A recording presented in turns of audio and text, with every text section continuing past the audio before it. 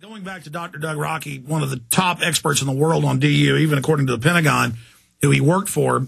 Dr. Rokke, let's talk about the real health effects in the studies and what they've known DU does and how it's a toxic byproduct of spent fuel rods from nuclear reactors.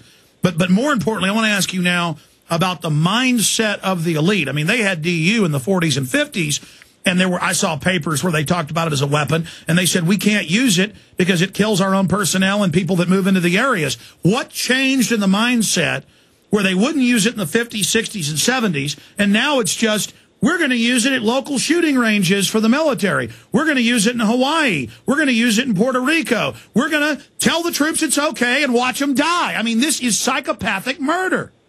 Yes, it is. It's just the fact that they made the decision that human life had no value, that animals had no value, that food has no value, and they just made a conscious decision, and I've been fighting this since I did all the research for them, the Nevada test site, and wrote the directives.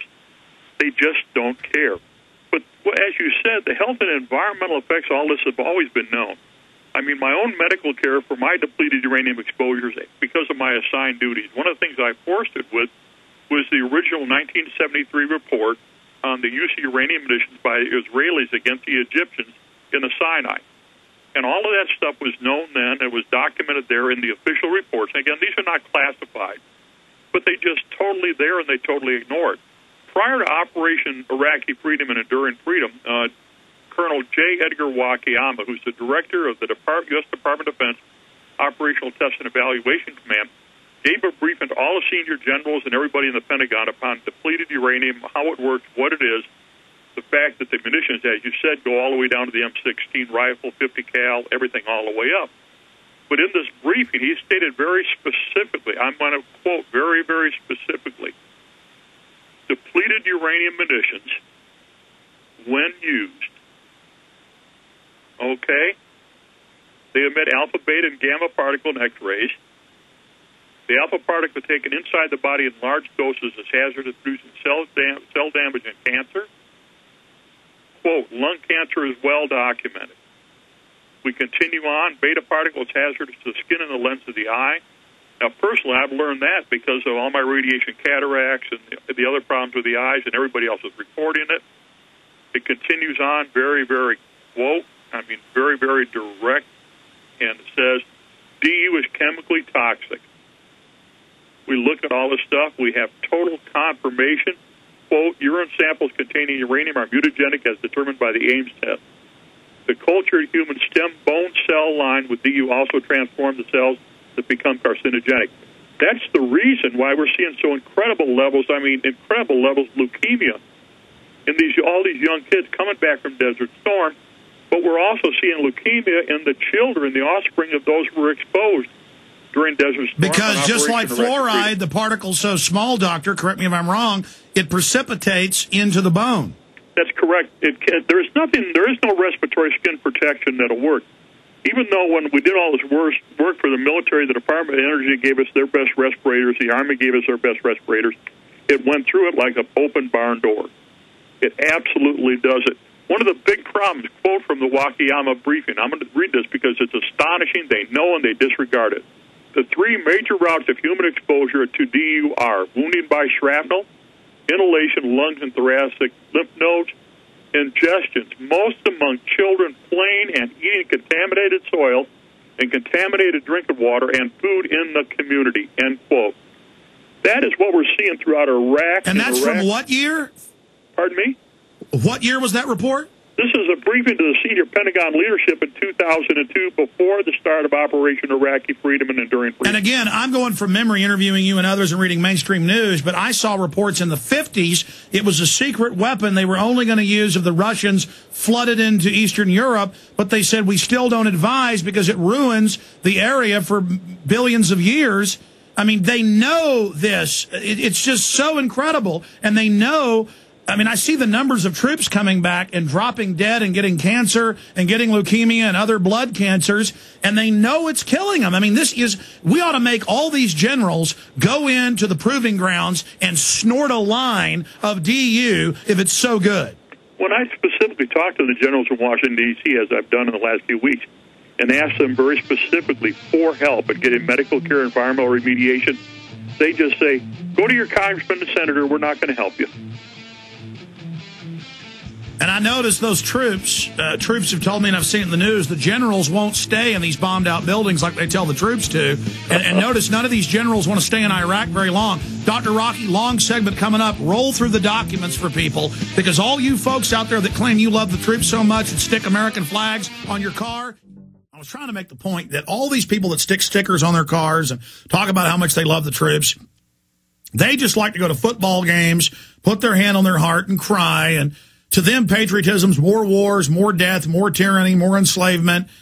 I mean, it must be, because DU is well known. It's killing our sons and daughters. It's killing the people, the innocent people. We bomb with it years after. Dr. Rokke, I mean, what's the half-life of depleted uranium? How long is it deadly?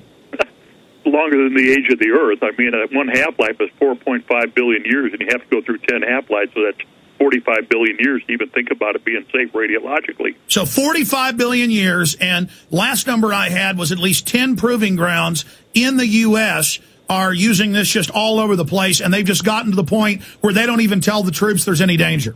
That's correct, but one of the most, and we've talked about this before, on the 18th of April of 75, hardly a man is left alive. Our nation was born in Concord, Massachusetts in 1775.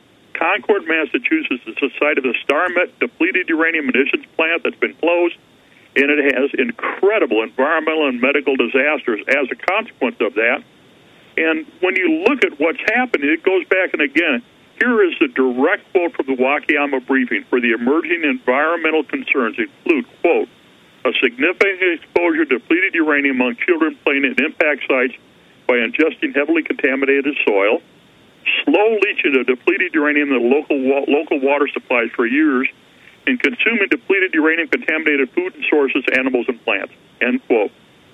So with all of these things that we know what's going to happen, if you're a injured, ill, wounded veteran, or you've got cross-contaminated from the stuff being brought back to the United States or Europe, wherever you are, you cross-contaminated your family.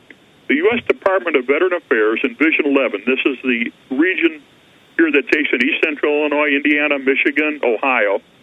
The director, Barbara Hyduke, totally acknowledges that, quote, these, and I'm going to quote this exactly, read it exactly, some of the physical symptoms which occur as a result of exposure to depleted uranium are sleep problems, mood swings, symptoms in upper and lower respiratory system, neuropsychological symptoms including memory loss, chronic fatigue, immune dysfunction syndrome, skin rashes, unusual hair loss, aching joints, headaches, abdominal pain, sensitivity to light, blurred vision, menstrual disorders, gastrointestinal symptoms, recurrent diarrhea and constipation, nervous systems disorders such as numbness in a limb, multiple chemical sensitivity, and birth defects in children whose parents were exposed, end quote. It's that, I mean, within their own documents, they thoroughly, totally acknowledge it, okay? And Dr. Rokke, what about all the mainstream reports I've seen of radiation detectors worldwide, especially during a new war, picking it up in the atmosphere? That is absolutely correct. Dr. Chris Busby, Professor Chris Busby in England, who is probably one of the world's leading, if not the world's leading experts on low-level radioactivity, thoroughly confirmed that the contamination from the Middle East reached Northern Europe and England, thoroughly confirmed it without any question whatsoever. And so we're seeing all of this stuff. And as a consequence from all of this, okay, we have to come back to the requirements for the Department of the Defense. General Eric Shinseki, when he was a commanding general, signed and mandated U.S. Army Regulation 700-48 that I wrote, my team wrote. He, in this regulation, what it requires, quote, during peacetime or soon as operational risk permits, the Corps, Joint Task Force, Division Commander's Radiation Safety Officer will identify, segregate, isolate, secure, and label all radiologically contaminated equipment. Procedures to minimize the spread of activity will be implemented as soon as, immediately, as soon as possible. We continue on this stuff. The requirement is to take care and get rid of all the explosives, all of the hazardous material stuff that must be done. But when we come on down to the real fundamental stuff on handling all of this stuff, okay? Every individual in the Army has a responsibility to do it properly, and the personnel will. Quote, all equipment to include captured or combat-rated equipment will be surveyed, packaged, retrograded, and decontaminated and released in accordance with the Technical Bulletin 9/1300-278